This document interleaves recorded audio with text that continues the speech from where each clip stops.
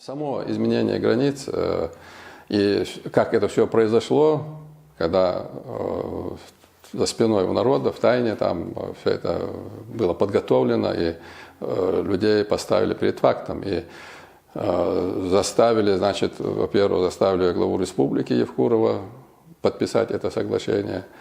Он начал укручивать руки парламенту, заставили парламент подписать, и парламент подписывает, депутаты, избранники народа, так называемые, когда 10-тысячный митинг стоит и просит их не подписывать, разобраться, по крайней мере, отложить. Нет, они вынуждены были, их заставили подписать. И нарушение всяких там норм, правил, регламента Народного собрания. Если бы федеральные чиновники, которые под давлением которых все это происходило, если бы они разобрались, что здесь происходит, исторические условия, экономические, демографические, правовые. То есть все эти нормы были нарушены.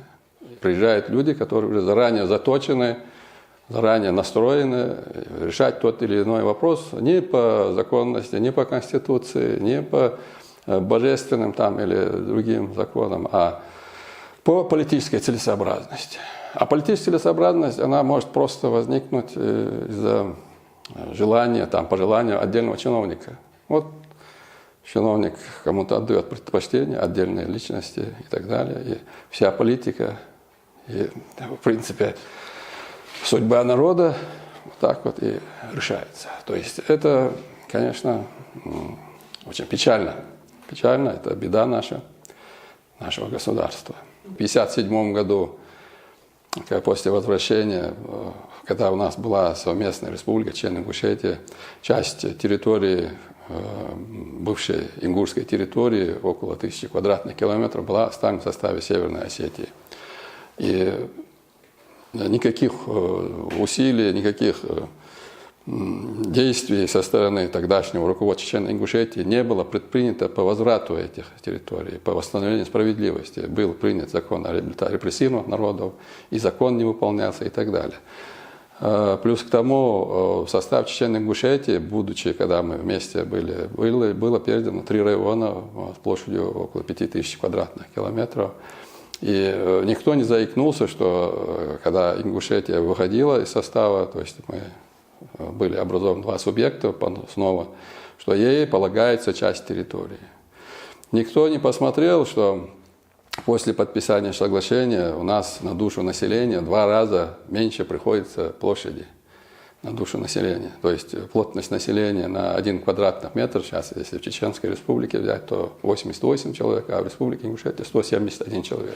Главным фактором дестабилизирующим является слабая власть. То есть слабая власть, которая не выражает интересы народа, не общается, не учитывает мнение людей.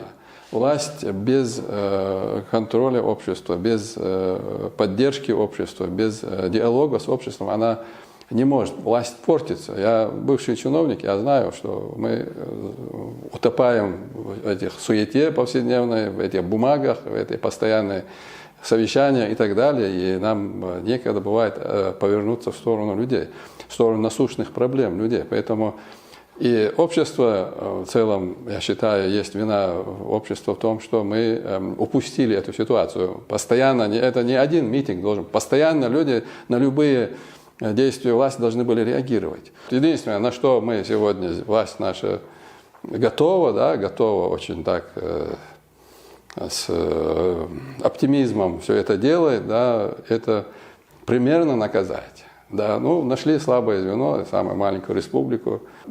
Если бы вот те, которые у нас задержаны и находятся в следственном изоляторе, наши активисты, если бы к ним нормально бы отнеслись, то есть по закону, по Конституции, по закону, и привлекли бы их по мере их ответственности и так далее, никаких вопросов не возникало. Но напряжение в обществе дальше продолжает расти. Потому что их наказывают, чтобы всем, не только в республике Ингушетию, но и на Северном Кавказе, и во всей России, чтобы был пример. Вот так будут наказаны те, кто будет там выступать, кто высказывает свое мнение и так далее. Вместо того, чтобы внимательно разобраться, наказать тех чиновников, по вине которых все это произошло, вот пошли по такому что-то тупиковому пути опять. Вот сколько лет уже закон о реабилитации репрессированных народов лежит, но никакие действия не предпринимаются. Все это заглаживается и так далее. И самое интересное, да, это мое мнение, что как формируется политика центра.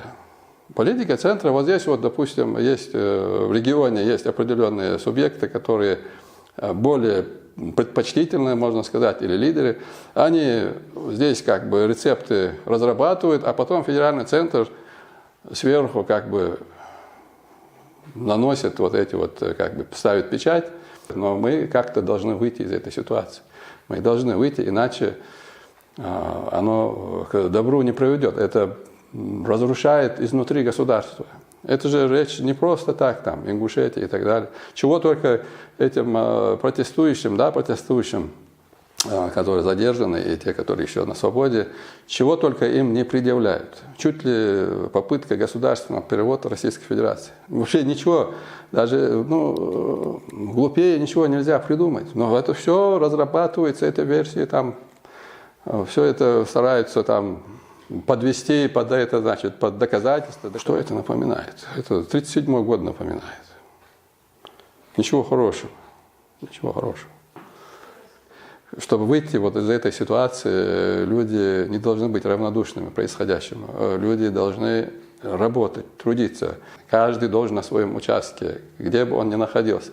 Каждый должен защищать свои права, защищать права своей семьи, своего общества. И только так, просвещаясь, изучая эти права и добиваясь их, только так мы сможем как-то изменить ситуацию.